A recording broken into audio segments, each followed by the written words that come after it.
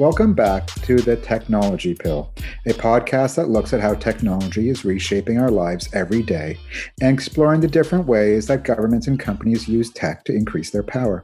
My name is Gus Hossain, and I'm the Executive Director at Privacy International. This week, I'm back with Caitlin. Hello. And we'll get into our episode, which is a very interesting one on biometrics and counterterrorism.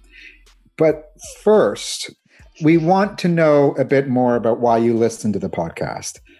And it's important to us to know why. And like traditionally, what podcasters would do would be to steal data from all the platforms and mine the fuck out of the data so that they can understand you better than you know yourselves.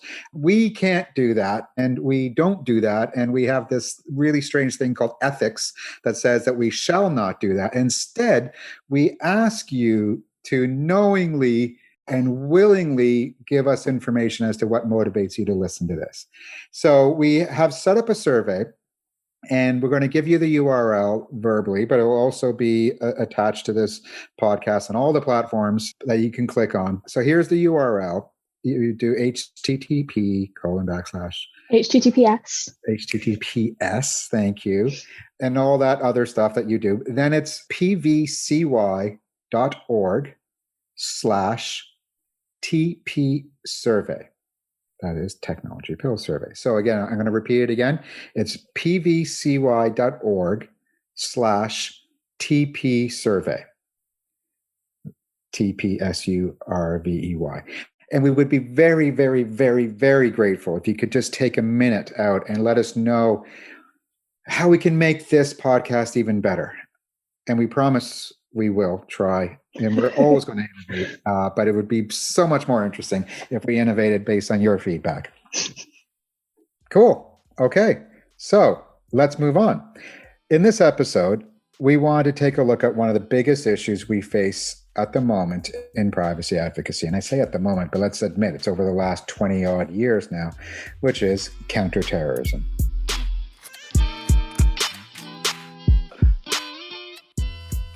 I'm going to feel really old in this podcast in the sense... That's what I'm here for, to pop up and say, 9/11 happened when I was in primary school. Yeah, and the fact that we are approaching the, if you can believe it, 20-year anniversary of 9/11, it does make me feel even more so old because by the time 9/11 came around, I was already in the field of technology policy and human rights and privacy and surveillance for about 4 or 5 years. And 9/11 wasn't a watershed moment in the sense that that's when we started talking about counterterrorism. If you'd worked on encryption policy in the 1990s, you were getting beat over the head by the FBI and the Department of Justice and various interior ministries around the world about how terrorists were using encryption with impunity and something had to be done by it. But 9/11 certainly changed the speed at which technology was being thrown at complex problems and being deployed across the world with a fervor we'd never before seen. And that was definitely the case with biometrics. Before 9/11, there was a fascinatingly, amusingly critical discourse around biometrics, and mostly fueled by Steven Spielberg movies that everybody had been watching back when everybody watched the same movies, and that being Minority Report with the scene of Tom Cruise walking into the gap and being recognized as the other person, or the spider police robots that would go from room to room in a house that they were searching and scan everybody's eyeballs and move on to the next. That was how we understood biometrics as a social phenomenon. But when we saw biometrics deployed in the field, generally it was cops talking it up, but in reality it failing left, right, and center, with the Tampa Bay Snooper Bowl being the infamous moment, which was... The what? Yeah, the Snooper Bowl. Like Tampa Bay was hosting the Super Bowl back in, I think it was 2000, and the Tampa Bay police had deployed facial recognition. Then the police chief was traveling across the country talking about how impressive the technology was. And lo and behold, the cops had actually stopped using it because it was so fraught to fail. But it generated this massive amount of debate as to whether or not biometrics were a good thing. And generally, it was treated as, nah, we probably shouldn't do this. But then planes crash into buildings, governments start panicking, thinking, what must we do? And yeah, tech was the thing they took off the shelf. And now we have biometrics being deployed everywhere. So yeah, that's the general topic of this podcast. But fortunately, it's not just me talking about how old I am and Caitlin reminding us about how young she is and me moaning about back in my day, we didn't have these issues. But instead, we have far more expert people joining us today to talk us through these issues. So one of the fascinating people we've lined up to talk to you for this particular episode is Fionnuala Ní Aoláin, who is the UN Special Rapporteur on the promotion and protection of human rights and fundamental freedoms while countering terrorism. That's her long official title, but I think it's fine if we just call her the UN Special Rapporteur on counter-terror. Her office was established in the aftermath of 9/11 and provides global oversight at the intersection of human rights and counter-terrorism efforts. So precisely what we want to talk about today. So she's perfect. So the Special Rapporteur role is a voluntary one, and Fionnuala is a professor at Queen's University in Belfast and the University of Minnesota Law School in the US. And she didn't really go into the role of Special Rapporteur thinking all that much about technology. She came in from a legal perspective, but she said once she started, it became pretty clear that the use of tech under the heading or the guise of counter-terror, particularly the use of biometrics, was a real serious cause of concern all over the world. So we started by asking Fionnuala what exactly a UN Special Rapporteur actually is, and what a day in her life looks like.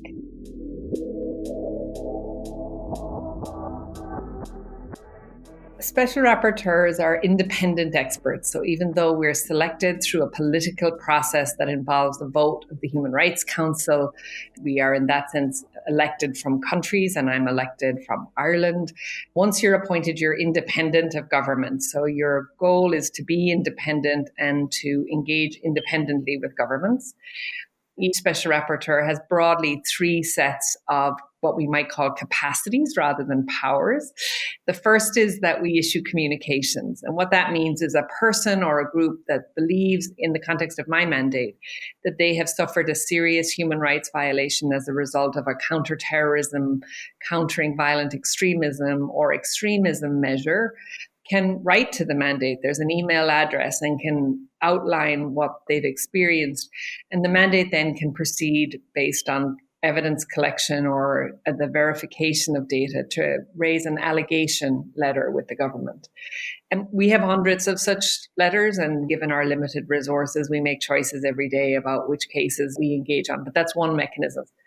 The second capacity is country visits, where we go visit a country with the consent of the government. You arrive and you do an assessment of all of that state's counterterrorism measures. And that includes everything from visiting prisons, which for me, in the last couple of years, that's meant mostly interviewing jihadis and other people convicted in prisons, to meeting with victims of terrorism, as well as then meeting with all of the government agencies that implement or oversee a government CT practice. And then finally, I issue thematic reports. These are one a year to the General Assembly and to the Human Rights Council. And those reports are intended to be an assessment of areas of law or areas of practice by states in counterterrorism that I think are particularly problematic and need to be addressed.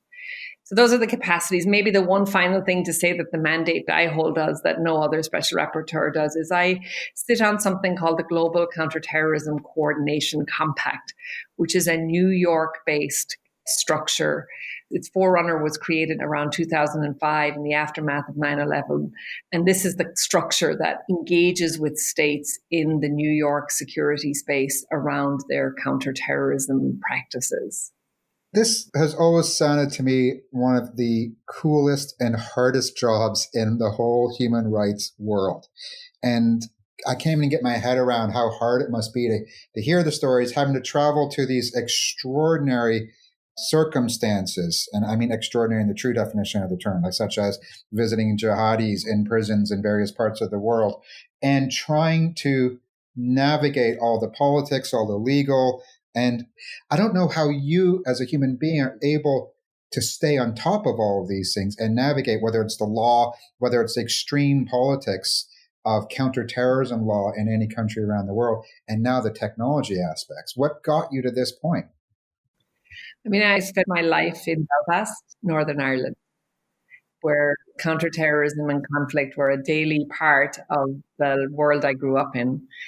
And I went to law school through the worst of the conflict. And so a lot of it seems a little bit like Groundhog Day in a way that the work I do now is a continuation of the work I've done in Belfast for 30 years.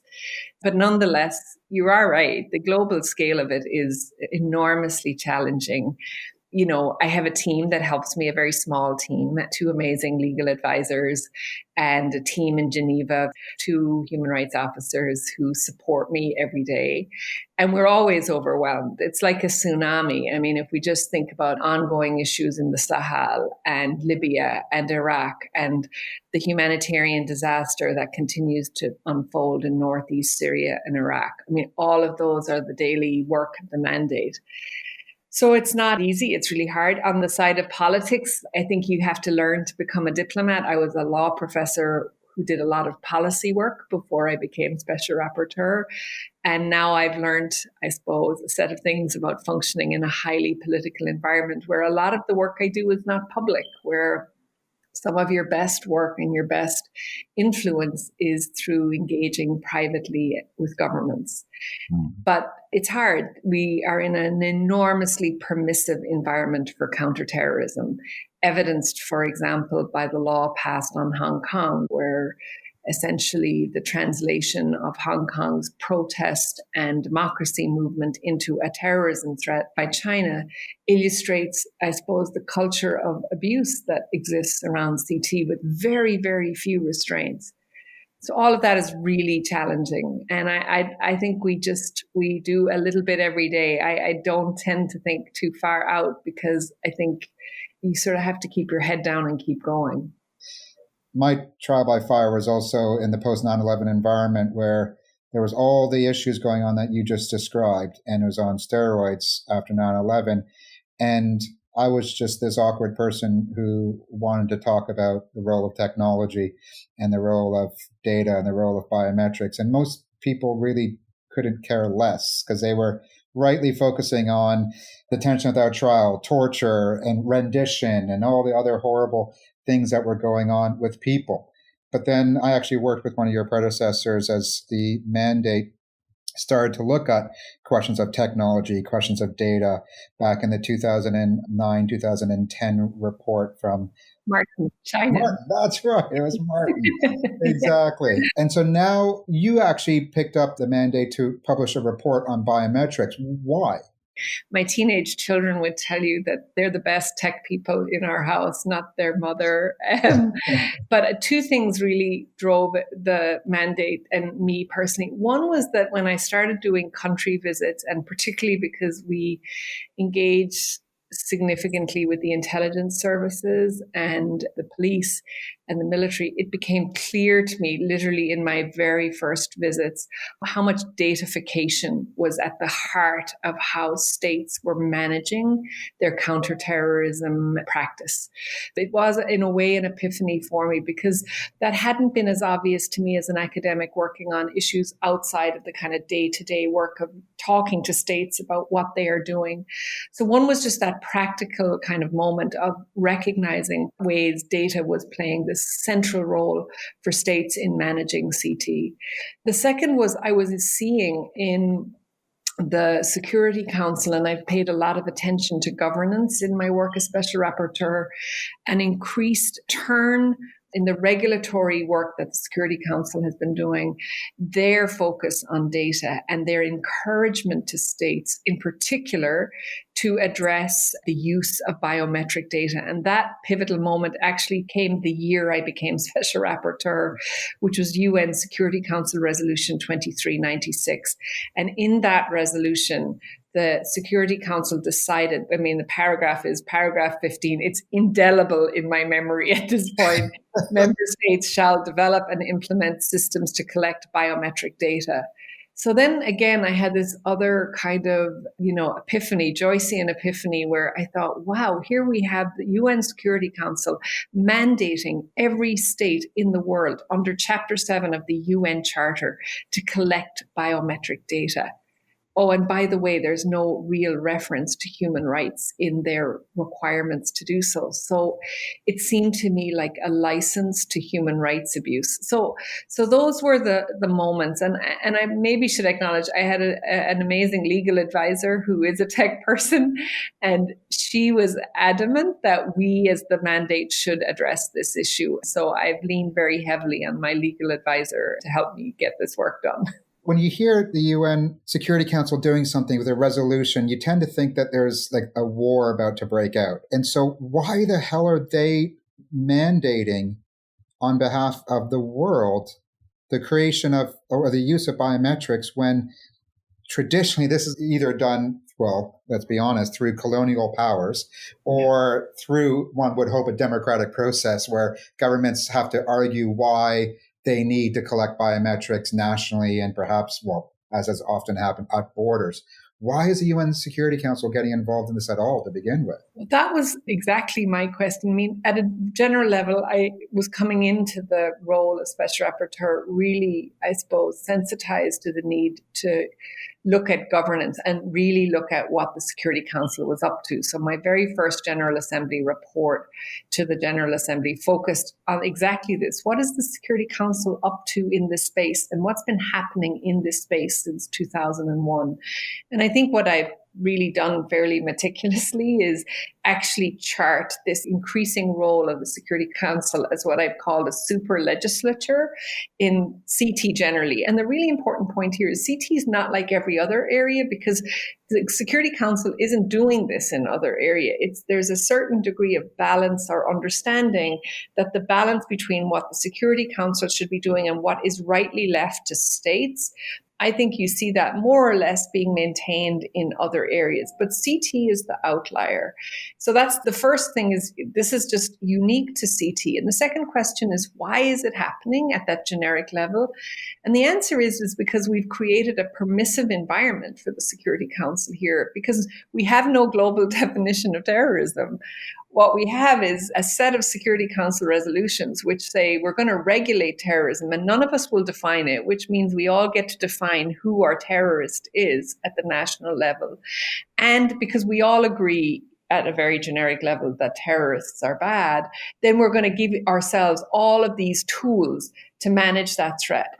And that's created an environment in which the rush to, for example, use biometric data in the CT space is one that happened, in my view, both in an unthinking and strategic way, meaning unthinkingly, these resolutions are negotiated in short order, no consultation, very little engagement with other states other than the 15 on the council, and even then the P5 play an outside role in deciding.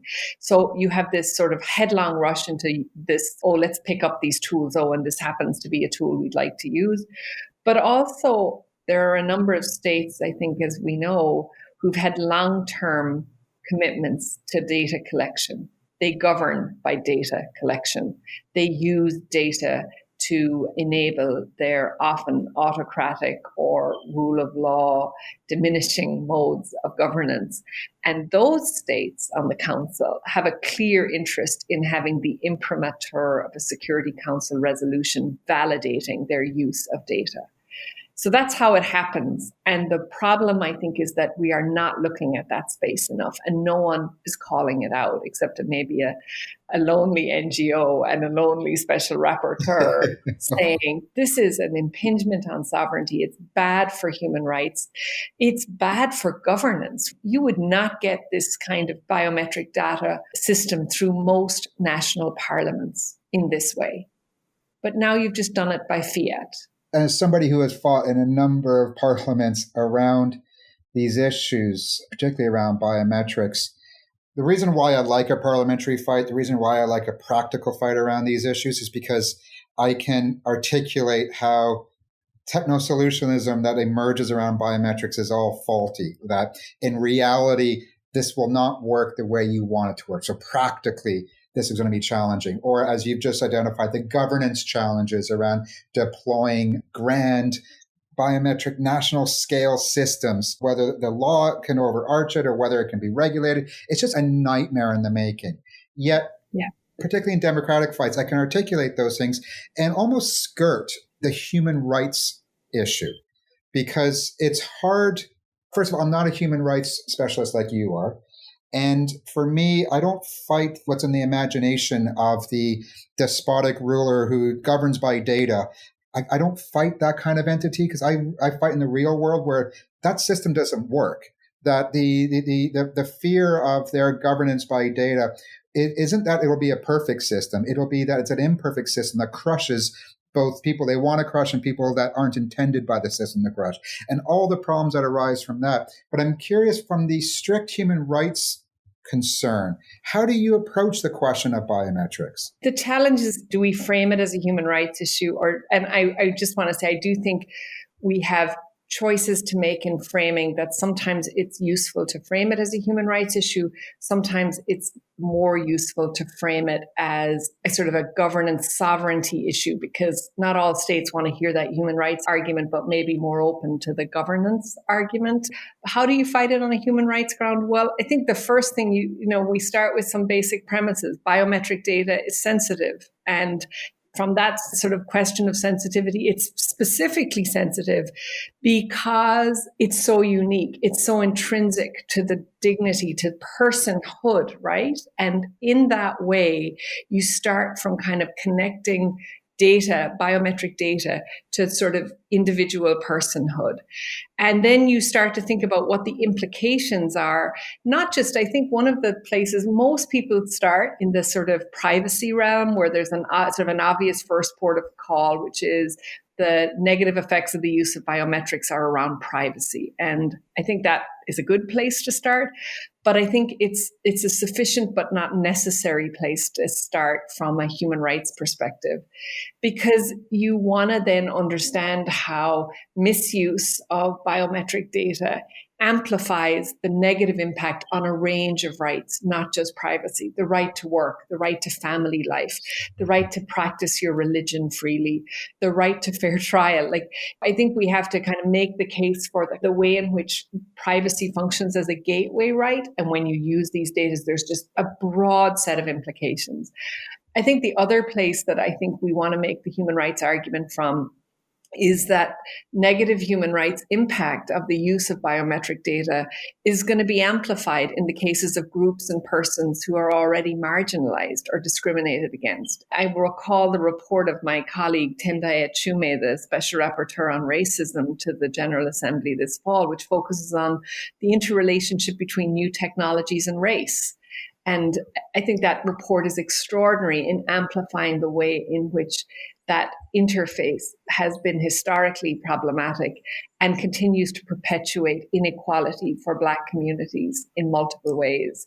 So that's where I start, but it's this sense of both kind of locking the biometric data use to the sort of dignity and human personhood, and thinking about it as both connected to privacy, but like bigger than privacy. I've been waiting for like 20 years for you to come along and start articulating these things, because just to use some examples of my own work in this where I've struggled, because people are looking to us and saying, just tell us from a privacy perspective, this is wrong, when there's so much more to it. And as you say, it's the intrinsicness to personhood. So like when working on refugee issues back in 2008 and 2009, looking at how UNHCR was deploying fingerprinting, when we noted to them that it wasn't working particularly well, there were some people who were saying, well, if fingerprinting doesn't work, why don't we just tag people? And I thought they meant just going back to the wristband idea. But no, they were saying, why don't we just inject under the skin? And at which point I had to articulate not only you're dehumanizing people by penetrating their skin to put something underneath, but also at the time the research was indicating that causes cancer, or it could cause cancer. And the pragmatists at that point would nod their head saying, yeah, cancer, we don't want that. But the pragmatists would have no problem with the idea of, let's tamper with people's dignity. And then similarly in the UK discourse, when we were talking about in the post 9/11 era, which type of biometric the government would use, we would raise the error rate issue around, say, fingerprints or facial recognition as a reason why the technology is not ready. And so the response from policymakers was, first, well, why don't we try iris because it's more accurate, but it's under a patent, so one company would have made too much money, so they decided not to. But then some parliamentarians said, well, we all know that DNA works. That's unique to the individual. So why don't you just move to the DNA level? And so if you don't lay boundaries around what's an acceptable solution in a society, we will seek the perfect, which is let's grab the DNA of everybody. And it's no surprise a couple of years later, in the UK at least, it was discovered that the police DNA database, or the national DNA database, had, I think, 1/4 of the Black population was on the database. Yeah. And so without the human rights perspective weighing in on this, we're rudderless as we just go around asking, does technology work? Can it be deployed? Who gains from it? Versus the question of personhood. So thank you. Well, I know I'm a late comer to the conversation, but I do hope that the mandate's capacity to elevate this discussion, and also maybe to, more than anything else, point out how much counterterrorism security discourses are the edge of the knife here, that so much work is being done in this space that looks like it's exceptional on the argument that it only applies to terrorists. But in fact, given that the state gets to define whomever they like as a terrorist, and in fact, the solutions are wholesale rather than retail, that my hope is that the mandate's work in this area is encouraging people to look really, really closely at CT, to look at what's happening in the global spaces that are permissive.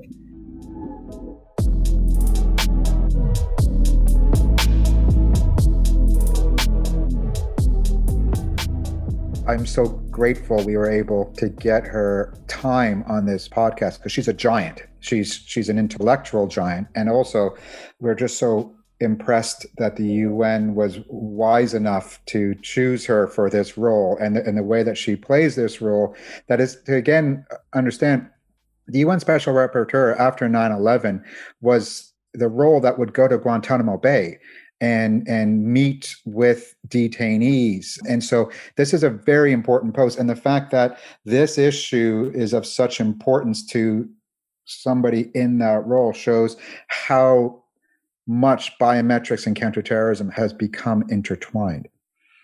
I also think it's really great, that she has gotten so involved in the biometrics conversation, and she's really picked it up and kind of ran with it and expanded on it, because it's so human and easy to kind of go in as a lawyer and be think, okay, legal implications, law things, the things that I know and I'm interested in and comfortable with. And she's just so impressive and cool and fascinating, particularly around the technology stuff. Yeah, no, she's awesome. So we've had the international conversation.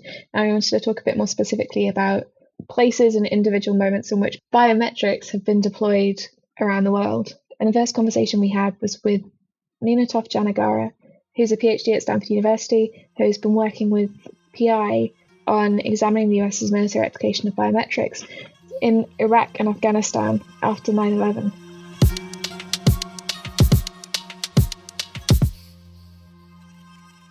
The approach to biometrics was, some people call it a dragnet approach, right? So they were just trying to collect as much data as possible about people in the region.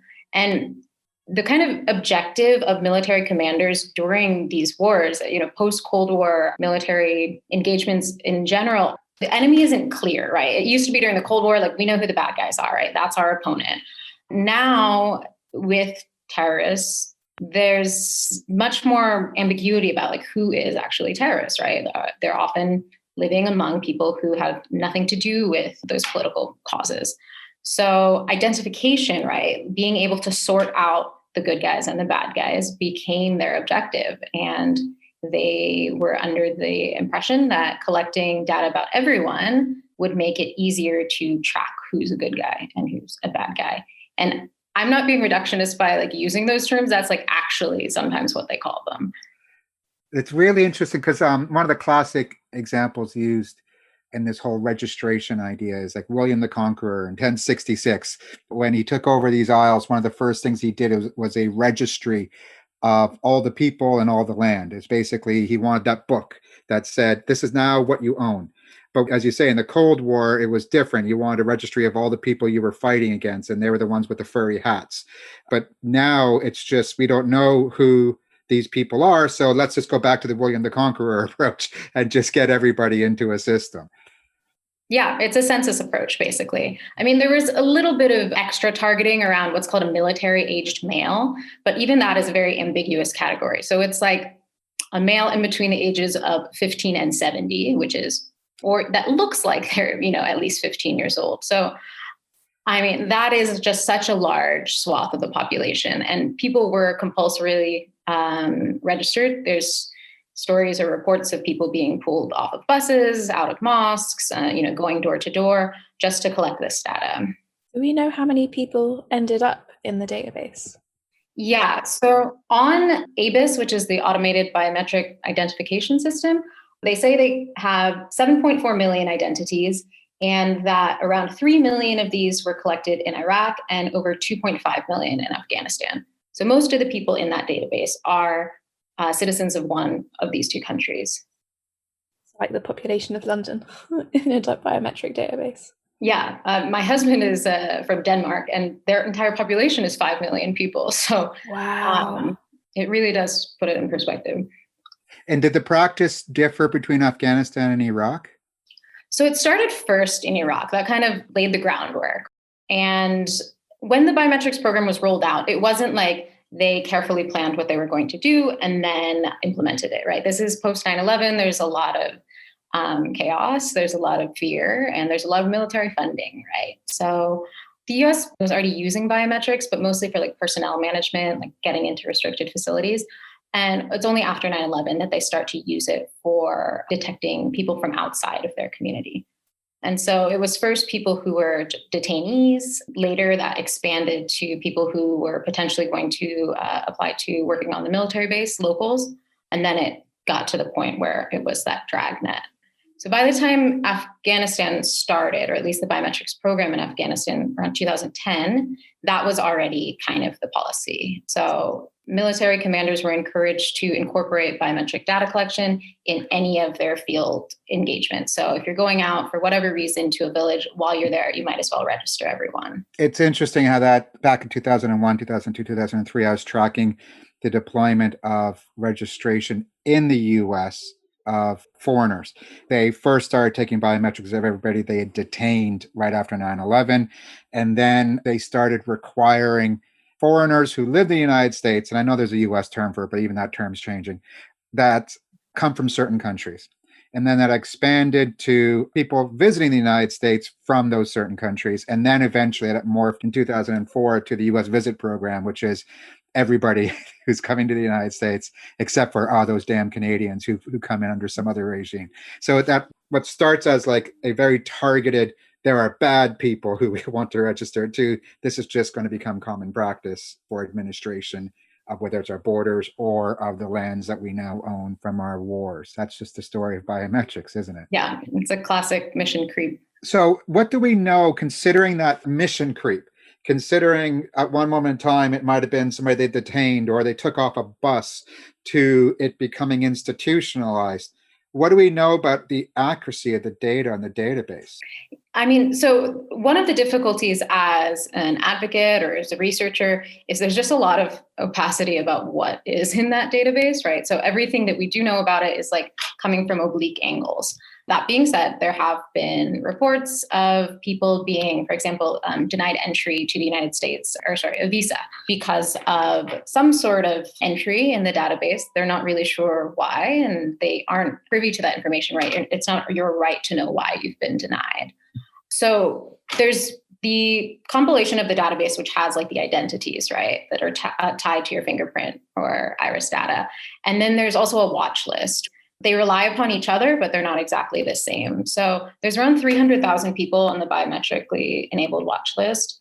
It's presumably not just their biometrics. It's some other data that they have about you. Yeah. But we have reason to question some of those sources of data. So for example, went to Iraq and built the biometrics database. They digitized all the previous fingerprints from criminal records, these are Saddam era records, right? So like, just because you were considered a criminal during that time, right? Are you a criminal or were you a dissident? Were you like a victim of a totalitarian regime? So, I mean, if we have reason to question some of those sources of data, then it's hard to say that, it's definitive. And even in some government documents that have been obtained through FOIA requests, Freedom of Information Act requests, they say that the ABIS database is not perfect, that there are false positives, and not to rely upon that as, a truth machine. But does the person working in the State Department reviewing a visa application and finds a match on the database, does that person actually know that they should not be relying on this data? Most likely no, right? And also, say you're that bureaucrat who stamps the visa applications, it's probably not worth your time to take the risk to question whether or not this information is credible. Oh my God. That is classic function creep and scope creep, to the point where it just becomes so institutionalized we no longer question. I don't know if you remember the story of Brandon Mayfield. So he lived in Portland, and he had previously served in the US military. And then he left the military and he married a Muslim woman. He converted and he became a lawyer and started to represent suspected terrorists in Portland. And then in 2004, there was the Madrid bombings. And one of the bags on the trains didn't explode, and they were able to lift a fingerprint or a partial fingerprint from that bag. And the Spanish authorities sent that partial fingerprint around the world saying, hey, do you know who this person might be? And I think it was the Algerians responded saying, yeah, we got your person. And yet the American government also responded saying, yeah, we got your person.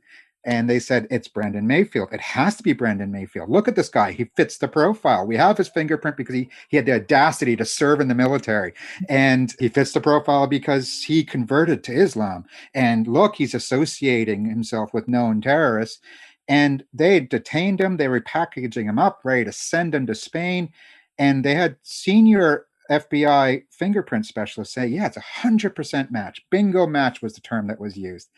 And all that time, the Algerians were saying, hey, we got your guy over here. And the Spaniards were saying, yeah, don't worry, America, we don't need it. And yet they were just so focused on getting this. And so eventually they had to settle a case with them. But this is the shit that happens when we just automatically think that first, that a partial fingerprint is a whole fingerprint, that an identity is a real identity, that somebody's profile is so clearly a slam dunk case. Bad things happen. Yep, certainly. I can't say anything other than the fact that I agree. So 20 years on from the invasion and this morphing, where are we now with this database? So these identities are allowed to be held in perpetuity as long as they're useful to fighting the war on terror. Which is a short-term war, right? Yeah. Well, there's just so many ambiguous statements there, right? So what is the scope of the war on terror and what does it mean to be useful? We have indications that it's still quite actively in use. So the European Council and the US government have made some data sharing agreements recently. And so, and those were made public through the European side. So we know that they're still sharing data because there's some initiatives here in Europe to catch foreign fighters. So European nationals who then go off to fight in foreign wars. There's also been some reported cases where terrorists were found in the middle of the United States, living already, and they were caught through some sort of connection to the database. So we do know that they're still using it, and they don't seem to be pursuing any sorts of other routes. The ABIS database, so that's the Department of Defense's database, it is in communication also with DHS. So the Department of Homeland Security database includes those visa applicants. And then the FBI database, so that has the biometrics of people who have been accused of a crime. So all of these things kind of connect and link with one another, which gives them much more power.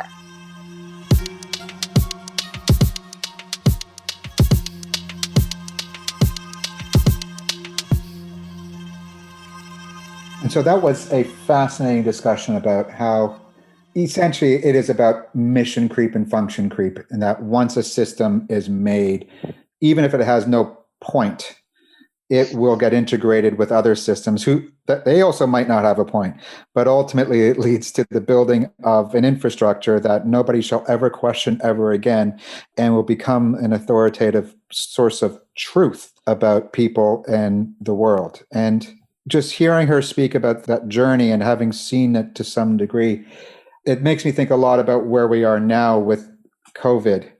we have to remember this moment in time as we're up close and in the middle of it. We can see around us all the incompetency, all the failure, all the times, whether it is the video conferencing software we use that might crash, or the incompetency of government and company responses to our needs. But we have to know that unless we do some very careful things right now, in 20 years' time, there'll be two people doing a podcast just blown away by how whatever we've developed in the next few years will become so ingrained in our society. And I think I'm feeling that way around immunity passports or vaccination passports, because what Nina was just saying about the integration into visa systems and embassies, that might be biometric data right now, but if we make the wrong decisions in the next few days and weeks and months around vaccination and health records, our health records will be traveling through all these systems before you know it when it comes to travel around the world. Mission creep, I think, is the thing around a lot of technological systems that we talk about. And it's an odd thing to say, because it's like, you want to build a system for this. The problem is, once you have that system, we don't believe you'll keep using it for this.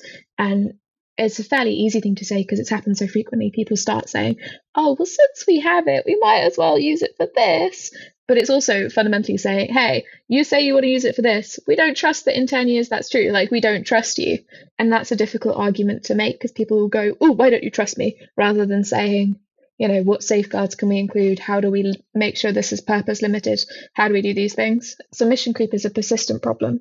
And you see it in the vaccine passports debate. People are saying, with all the COVID technologies, it's like, well, they're for this purpose, they're for COVID. And it's like, yeah, but, unless you have safeguards and sunset clauses and all sorts of other things, they won't stay being for COVID. They'll stay being, here are the nice powers that we have, and we've gotten used to them and we like them and we think they're useful, which is why you see increasingly in the UK lots of conversations around powers around protest and lots of other things. And it's because, we're worried that if and when COVID eases and things are no longer necessary for public health, they will stick around because they're not necessary for public health anymore, but we like them and isn't it nice that we have them? And people say, don't worry about it. But that's we're paid to worry about it. B, history suggests that someone's got to be worrying about it. I think there was a C and I've forgotten it. But I think the C is that these systems have a way of maintaining momentum. Like, there was a point in around 2006 when I thought, okay, you know what? We've managed to turn the tide on biometrics, and the governments that have vast amounts of resources and nothing better to do with it, they tried it and it didn't really work, but they're going to keep it because they just, they can't lose face. But maybe we've won the battle. But every now and then something happens and momentum is reestablished, and some government minister says, oh, I've seen some really cool toys in country Y. Can't we, we should have them here. And that's essentially how India started moving towards biometrics in 2006, 2007. And then once India moved towards it, other countries said, well, that maybe we want to do that too. And funders of large systems across the world started to say, well, look how well it's working in India. Let's deploy it elsewhere. But then I think I'd say about 5 years ago, these systems got stuck in treacle again, where it wasn't as sexy, wasn't as interesting. But then the goddamn UN resolution came up, and that's and Fionnuala was talking about that earlier in this podcast. And so this resolution 2396 mandated every country on Earth to collect biometric data in an effort to stem the threat of terrorism. So it's 2001 all over again. And so governments are again given the motivation, and in some cases are given the money to deploy these types of systems. And so, momentum is back. To break into your momentum, is it that non-specific? Because one of the things we see about mission creep and about the way that people like to use and take up these kind of fancy, sexy toys is they go, here is a thing, how can we use it? Not here is a problem, how can we solve it? Like, is the resolution as non-specific as collect biometric data to stem the flow of terrorism, except we're not going to tell you how those two things are linked or how to do it or why to do it. It's just collect the data, terrorism go away maybe.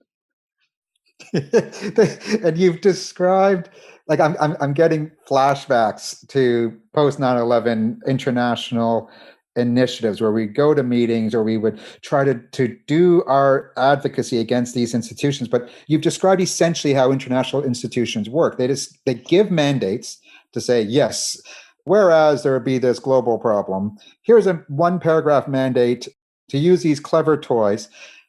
And we would say, well, hey, don't you think you want to add some safeguards? And we'll beg and plead for safeguards. So then they'll say, well, if you're so motivated, dear country who wants to implement this, you may so wish to put a safeguard in place. And we would say, well, why don't you make the whole system contingent on the safeguards? And then these international institutions would say, well, that's not how we work, young man. Now go back to the corner that you crept out of and let us international institutions do as we do. And that's it. That's the problem. And this is what we're seeing with all the international institutions, whether it could be in pandemic response, counterterrorism, or just standards making, the World Bank as well. They say that we don't want to take away the sovereignty of countries and governments to decide how to implement things, which is code for we'll tell them to do the fun things, which is like deploy biometrics, but we'll leave it up to them as to how they protect people along the way, which is just fucking frustrating. Sorry, I know I've sworn twice in this podcast. I think I've passed the point. I think when we're talking about things that I've been working on for far too long, I'm allowed to swear in those podcasts. Is that okay, Caitlin? I think that can be the policy. I think we can set that policy. We can always add it as a question to the survey. Like, guys, what do you think of Gus's swearing?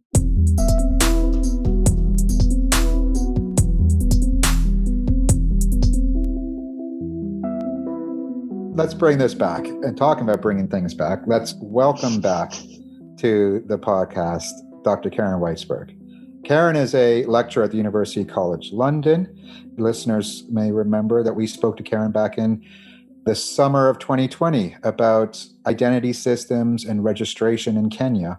And so I strongly recommend going back and listening to the podcast where we're speaking with Karen and with that extraordinary advocacy group and legal support group in Kenya called Haki na Sharia. Now, Karen's been researching the way that intrusive biometric technologies are being deployed in light of the UN's resolution, particularly at one of the world's most hotly contested borders, and in a country still reeling from a protracted civil war that has struggled to come to terms with modern-day piracy.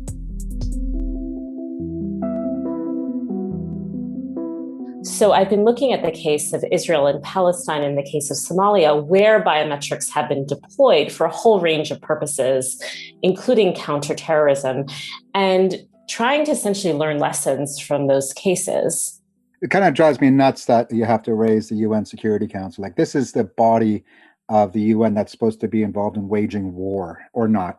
And it seems that they're so bored that they decide to get involved in the field of counterterrorism. And they're so bored with counterterrorism, they get involved in the field of biometrics.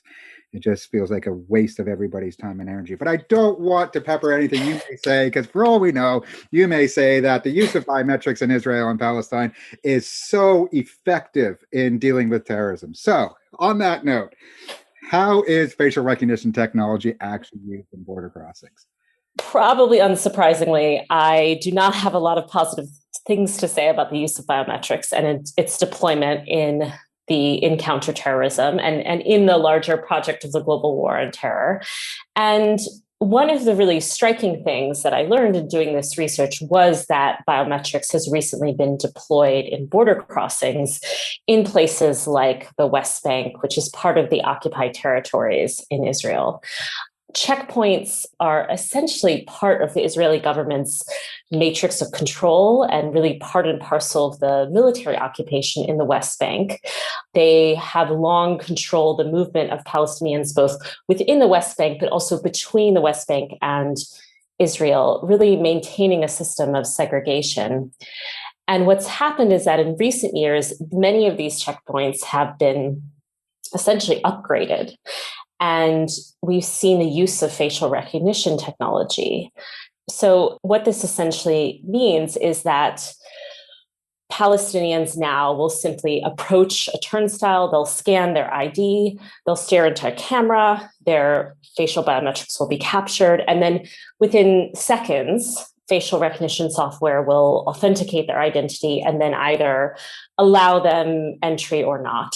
But we've seen basically the automation of these checkpoints. I'm not entirely clear as to why they've chosen this form of technology. Like, I'm old enough and I traveled to Israel long enough ago when I remember that there wasn't any of these borders to begin with, and getting across was relatively easy of whatever there was. And then they built fences and they build walls and they build these turnstiles.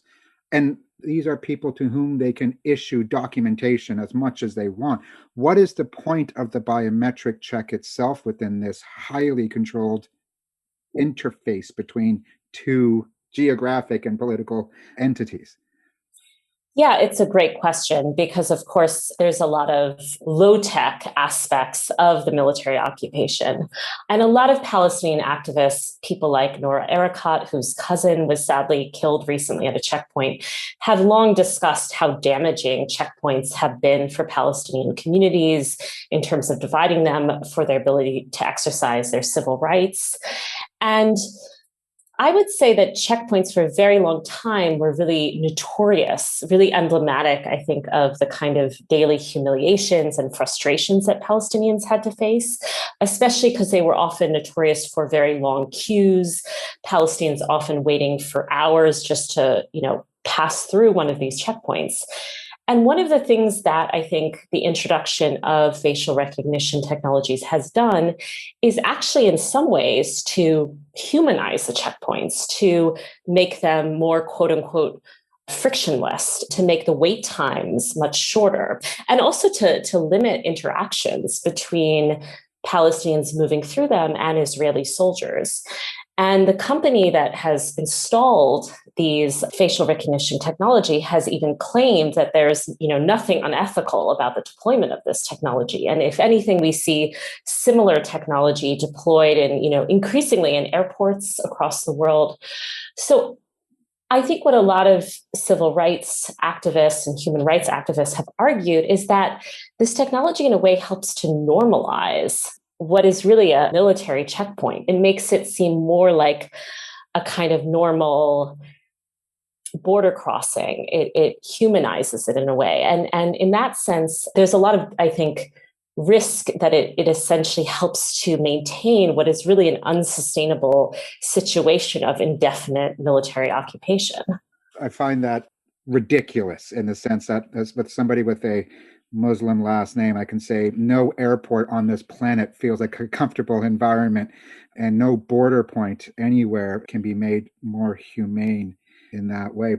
Now, just so we can understand the verification that is actually taking place, is it that they're verifying the identity of the person passing through the border?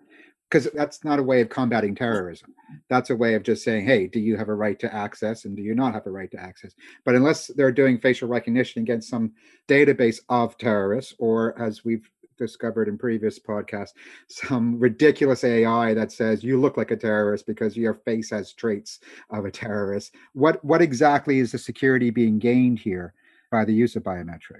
Well, I think we should definitely call into question very heavily whether this actually does make anyone more secure. I think that a lot of military measures are conducted in Israel in the name of counterterrorism and security that don't actually serve that purpose. But, there are limits to what we know about the systems that are in place, but it seems that the technology both checks people against their ID to make sure they are the person on their ID, but also that there is a watch list that bars people from moving across the checkpoint. And it's estimated that upwards of 250,000 people are on this list. And of course, in the absence of any kind of democratic accountability, we don't know how and why people end up on this list, but it's yet one more technology that limits Palestinians' freedom of movement. And there's really no recourse when it comes to people who, for whatever reason, may end up on this list where they know they just simply cannot cross through the checkpoints. How damaging is it not to be able to travel across? Because I know, a limited amount, but in someone's day-to-day life, if they can't, what are the knock-on effects? It's hugely damaging. I think a lot of Palestinian activists point out that movement controls and segregated systems, which are enforced in a whole array of different mechanisms, not only through cutting edge technologies, but also through things like segregated roads, segregated railways, that they really divide up, Palestinian territories, they divide up communities. They really just help to reinforce this kind of indefinite military occupation. Borders are already the least accountable places on the planet. It's been a while since I've been there, but those borders in particular with the occupied territories are probably the least accountable. Now, there's the question of, does the technology work and are there errors? But there's also the virtue of using technology, if you were an evil genius, is that accountability becomes even more problematic to trace between an error in the system, an error in the technology, an error in the database. And then there's the next stage, which is once you have the technical infrastructure in place, that used to just be turnstiles, but now is all these other things governed by software, a flip of a switch, a change of a code, an addition, a linking of new data into that 250,000 person database, all of a sudden you've disenfranchised even more people in an even more unaccountable and unclear way. Is that by design, or are they hoping that this is going to clean up the system? I don't even know if that's my question. I'm just so frustrated by all of this. It's really frustrating. And I think one of the ironies to the whole situation is there's quite a bit of quote unquote illegal crossing that takes place, which the Israeli security forces are completely aware of. They often allow, either because there are undocumented migrant workers who they know pass into Israel to work, or there are moments where Israeli security forces, in the name of, supposedly relieving pressure, will allow Palestinians to move across borders and circumvent checkpoints. So the idea that this is being done in the name of security and that this is a kind of essential security measure, I think really needs to be called into question. A lot of this feels performative. It feels part of Israel's kind of high-tech security apparatus, and it's very repressive, obviously, but the extent to which it actually solves any kind of security situation on the ground, I think, is highly questionable. That's fascinating. It reminds me of we were one of the only organizations to come out against the U.S. government starting its visit program, where they started fingerprinting people upon entry in 2004. And I remember a couple of years after it first went in, the system had crashed, particularly access at LAX, Los Angeles Airport. So in their obsession with making sure everybody went through this version of turnstiles, they kept people on the tarmac. They wouldn't let them deplane for 4 hours in some cases, just because they wanted to make sure that people had gone through that turnstile and been fingerprinted, even when they weren't even sure if the system was working. And they had to admit a number of years later that they never actually verified the data. So there's a performance, certainly, and then there's an intentional segregation between unclean and clean. But there's also just well, we're told to do this, so we're going to do it kind of thing. And it just becomes a logic of its own. And that is the most cruel type of system. Absolutely. And I think this is a theme that kept popping up in my research, is that biometric technologies very often do not work the way their proponents claim they do. They fail on multiple accounts all the time. Their, purported efficacy, it just very often doesn't stand up to scrutiny. And yet we're constantly just seeing the kind of global proliferation of biometric technologies. And they're seen in many, I think, security circles as this sacrosanct technology that will solve all sorts of problems. And their very efficacy, I think, needs to be called into question. But there's also no surprise that they're being deployed first in border environments and airports and used by police where none of the usual accountability measures are in place. And it's always first target at the other.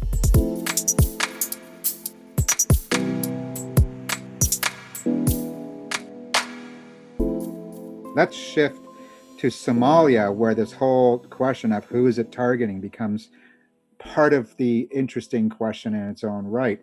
So can you just give us a bit of a background on the work that you've done around Somalia and the deployment of biometrics there?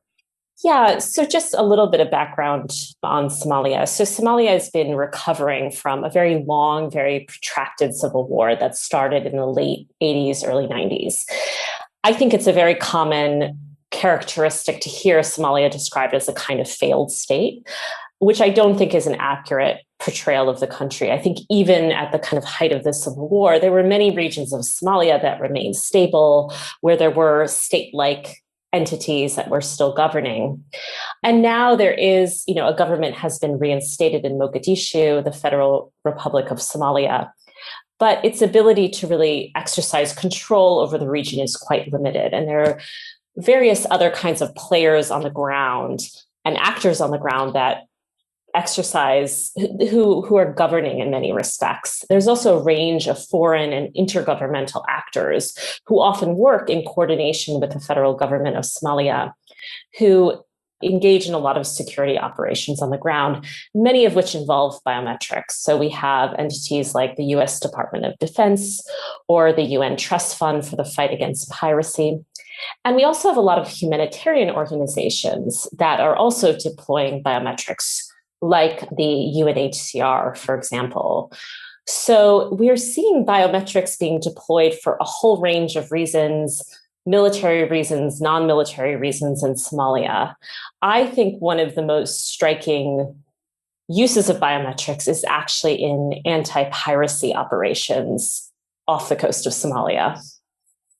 Okay, so that's something that people do have a little bit more insight into because Tom Hanks did a movie about it, but I don't remember biometrics being a part of that. So can you describe how that's actually being deployed? Sure. I really dislike that movie, by the way, but unsurprisingly, not a very accurate portrayal of piracy and the reasons piracy emerged, which are probably beyond the scope of this podcast. But piracy became a problem in the wake of the civil war off the coast of Somalia, and there was really a huge intergovernmental, multinational effort to try to combat piracy, which became this really sensationalized issue in the media. And it quickly became clear that the international community really faced a number of challenges. Firstly, there was growing criticism that international naval forces were unable to really distinguish between who was a pirate and who was a fisherman. And Somali coastal communities were complaining that people were getting arrested who weren't necessarily pirates, but were being accused of piracy. And there were also just larger problems involving the difficulty of prosecuting suspected pirates. So firstly, there was debate as to which country people should be prosecuted, but also when people went to court, there often wasn't enough evidence to really prove intent and to really prove criminal wrongdoing. So this is where biometrics were introduced, and biometrics became embraced as a kind of way to prove intent, to sort of identify people who were suspects. And it's really concerning. So, for example, the US Navy began to deploy biometrics as part of what they often refer to as catch and release tactics. So people who were suspected of being pirates, who may or may not have been, would be detained. If they had weapons, those would be confiscated and their biometrics would be taken. And basically, entities like the US Navy, Interpol began compiling databases of fingerprints, of photographs, of other identifying details of people suspected to be Somali pirates, and also began cross-checking people against other existing databases like the Department of Defense Automated Biometric Identification System. And there's a scholar named Katja Jacobson who writes really extensively on this. But the idea behind this was to kind of prove intent so that if international naval forces were to collect and store people's biometrics, people who were deemed suspicious, then eventually this might help to serve as evidence of intent, possibly in a courtroom, especially if someone was caught more than once or their biometrics were found on one of these watch lists.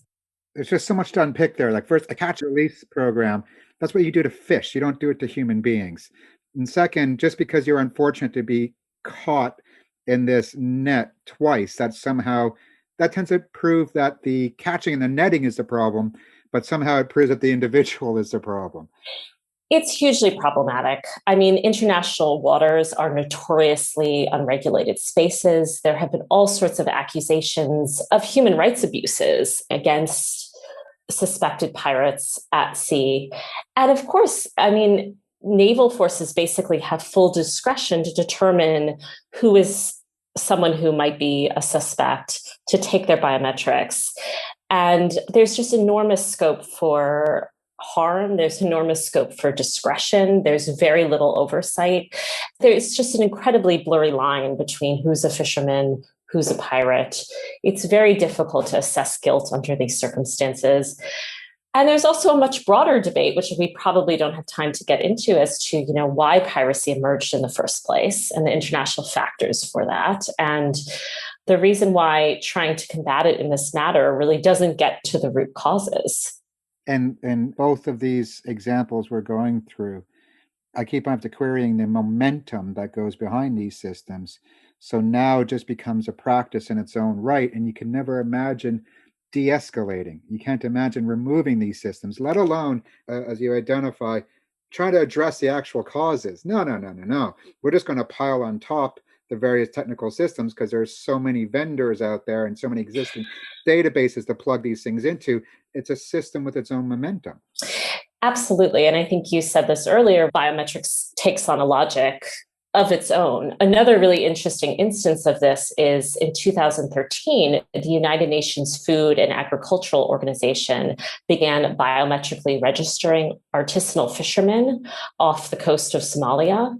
And part of the intent of this program was to try to combat piracy by distinguishing between people who were supposedly legitimate fishermen and people who were pirates by essentially biometrically registering people who were deemed to be legitimate fishermen. I think very unsurprisingly, this program quickly became subject to all sorts of local power dynamics. Local fishing associations were playing a key role in determining who would be considered legitimate, who wasn't, and who would be considered ineligible.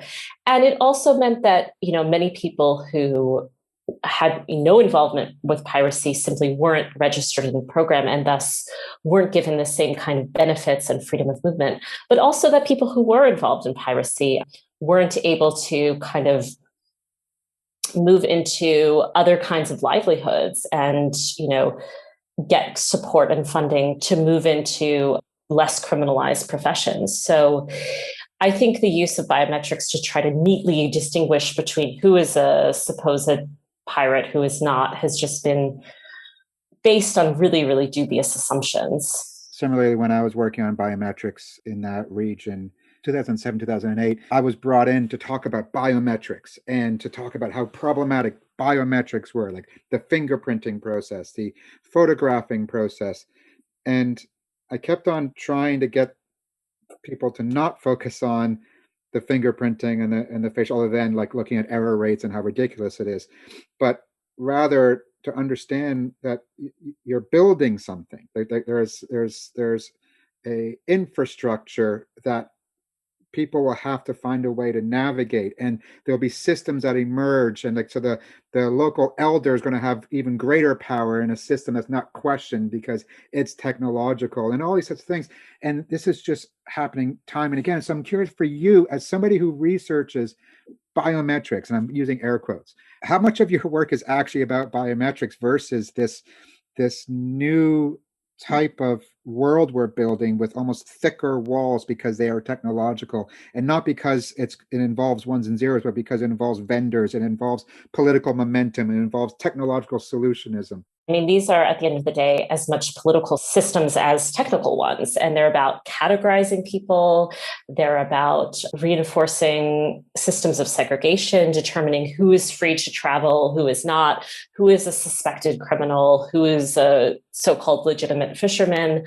I mean, I think one theme that really came out in my research is how entangled biometric programs done in the name of counterterrorism, how entangled they are with broader movement controls and broader efforts to really regulate people's movements and really regulate people's access. And that's deeply, deeply political.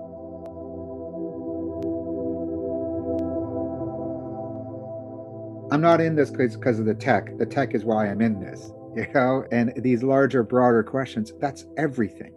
And I still don't know how we disentangle. Like, I think going back to the US fingerprinting program, when it was first introduced, it was a bit of a shock. If it disappeared the next year, people would say, yeah, that kind of makes sense. But now it's unimaginable we would stop fingerprinting people at borders when it was radical back in 2004. And so in the same way, like, even if we discover that actually people who fish have the same fingerprints as people who do piracy, or there might be a whole error in the Israeli database of 250,000 suspected terrorists, doesn't matter, because the amount of counter momentum it would take to dismantle this entanglement you talk about, it's impossible. It's just impossible. So we're just going to continue. And at some point, with its own weight, like, maybe people will recognize it doesn't work, as I uncovered when we were working in Djibouti. Like, everybody knew the system wasn't working except for UNHCR themselves, but they're going to continue to spend money. And so it's all the wasted opportunity costs of things you could do to solve the goddamn problem. Caitlin, steal this, stop me. Is there any concern around data sharing and function creep? Because it's one thing to set up a system for border crossings points. So we've explained there are like significant concerns with that system. But then one thing we've repeatedly seen is they rarely stop with that one system. And when something's attached to something you can't change without, serious surgical intervention, often those problems kind of get stuck to people. Absolutely. And I think one trend we've seen is also just growing interoperability between different biometric databases and biometric systems being cross-checked against watch lists. And it's really worrisome. We don't really know why someone might end up on an Interpol database or the Israeli government's watch list. And the more that these databases are increasingly interoperable, it poses increasing risks for people. Interpol is a great example. And that's why I laugh at the UN Security Council, and we should be laughing at Interpol. When I was growing up, Interpol was like a serious institution that was like, they're the ones you could go to when you couldn't trust your local law enforcement. The deputy director of Interpol basically went missing because the Chinese government didn't like him. And ever since 9/11, we've been seeing how the Interpol list, even their most precious red list, is so political as it is, And so the idea that an already unaccountable system at a local level, operating at a border, which is a highly unaccountable environment, and in the case of Somalia, operated by armed forces of other countries who are even less accountable, and then the floodgates open for data sharing with international organizations who are also unaccountable. And when we have seen levels of accountability in the use of biometrics, say in the fingerprinting within the EU of migrants, and we've seen that that's led to self-harm, where people are burning their fingers in order to change their fingerprints, because what they really want is a different determination over their legal right to seek asylum and refuge, but they're being prevented because of a fingerprint. And then so as a result, there was a change in policy because people recognize it's not a good thing that people are destroying their fingers and hurting themselves. But now we're even turning about on that policy because everybody's afraid of foreigners now. And so we're ramping up again. So even when there was a level of accountability and thoughtfulness, we turned away, but now we're pivoting back into increasing the practice of this, even in areas where there's mild accountability, let alone all these areas we've discussed today where there's absolutely no freaking accountability. And I just don't get, apart from us moaning about these institutions doing these ridiculous things and spending the ridiculous money, I don't get when they realize that this is not achieving anything. I just wanted to build on something you said, because I'm really worried about the growing ways in which biometrics are part of the EU's border externalization policies and the growing use of biometric databases along, for example, transit routes in Africa. we see a lot of like IOM and Frontex funded data sharing and biometric systems being deployed outside of Europe. And people forget that people have a right in international law to seek asylum. People have a right to freedom of movement. And as you said, there's really fundamental ways in which people are being denied very basic rights because of these systems and because of really, I would say, a fundamental sense that migrants and refugees are untrustworthy, and thus their lives, their origins need to be somehow verified through biometric data. And it's very worrisome.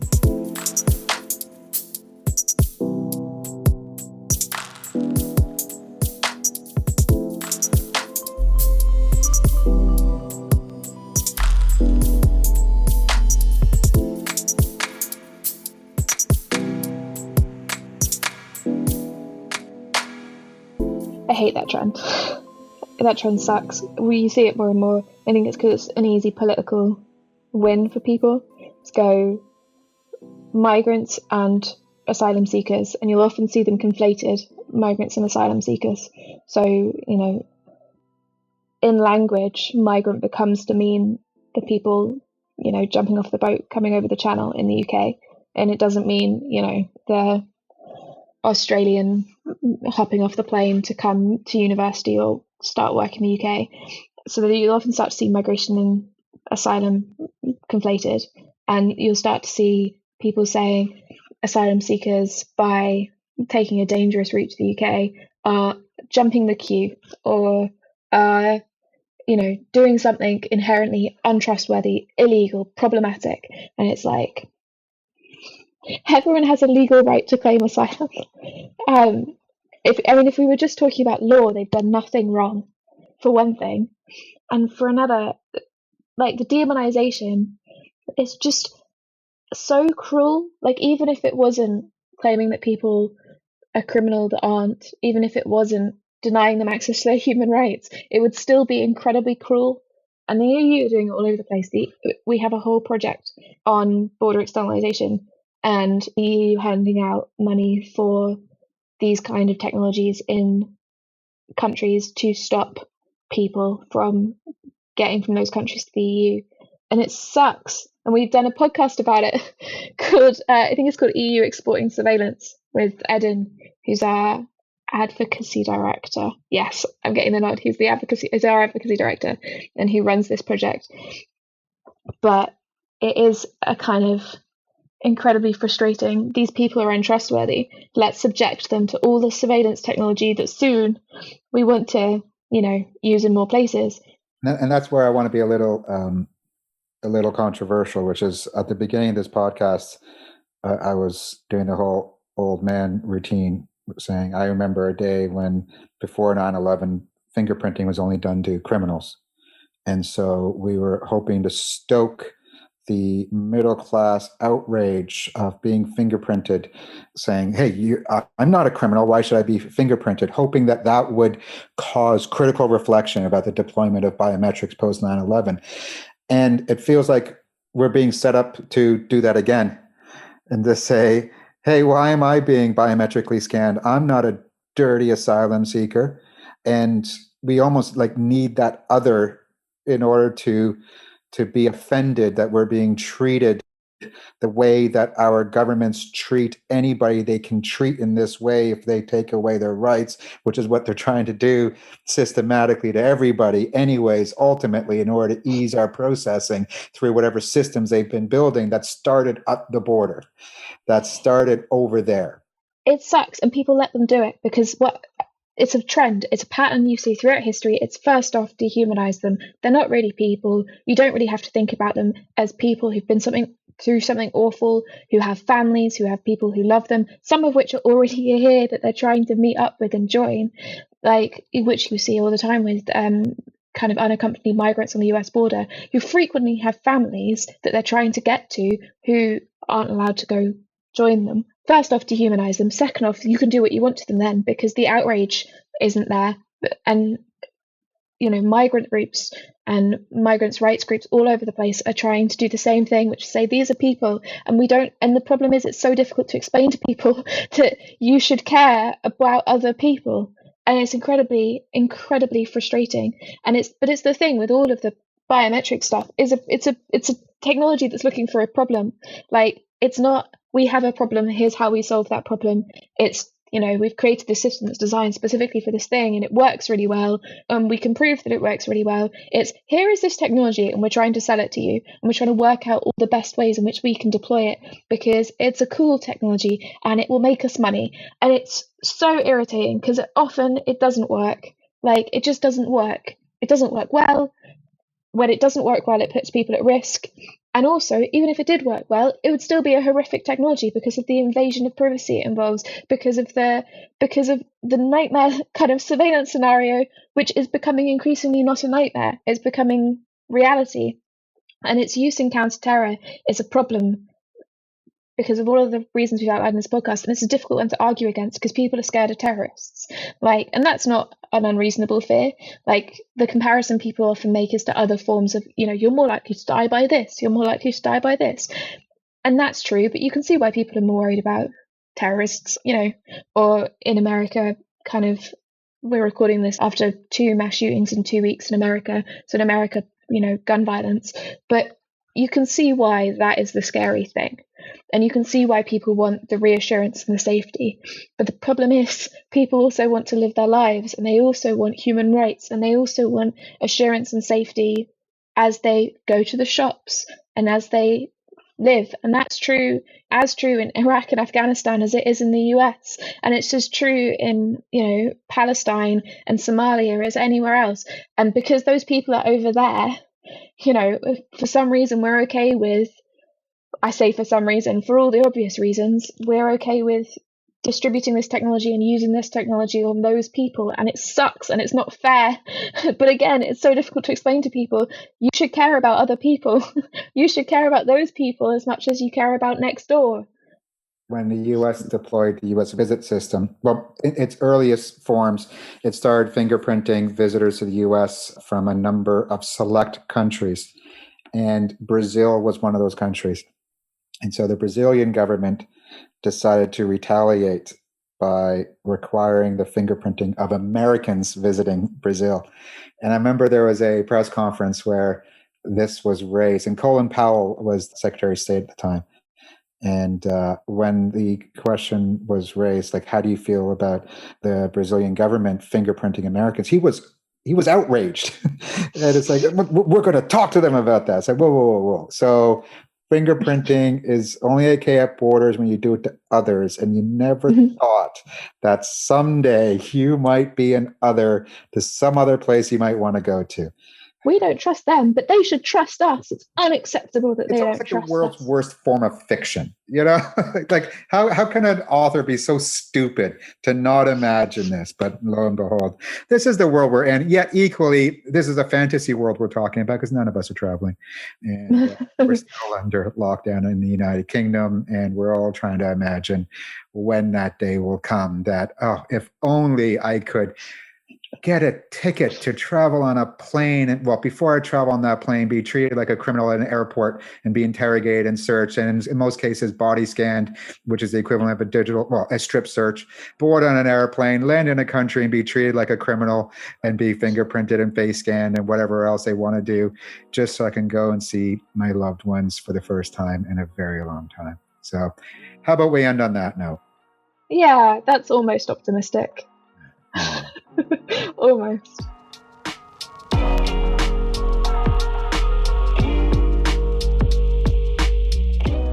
You can support PI in uncovering more dodgy uses of tech around the world by going to support.privacyinternational.org. And you can like and subscribe to the podcast on whichever platform you use. It's also available on our website at privacyinternational.org. And one last time, we'd like to remind you that we have a survey that we would love it if you would fill out so we can find out what you like about our podcast, what you don't like about our podcast, if I'm allowed to swear in this podcast. And the URL for that survey is pvcy.org/TP survey. The eagle-eyed amongst you will notice that pvcy.org is like a cool, youthful way of spelling privacy because it doesn't have any vowels or the letter R, which for some reason we've taken against. And we are ignoring the fact that Y is sometimes a vowel.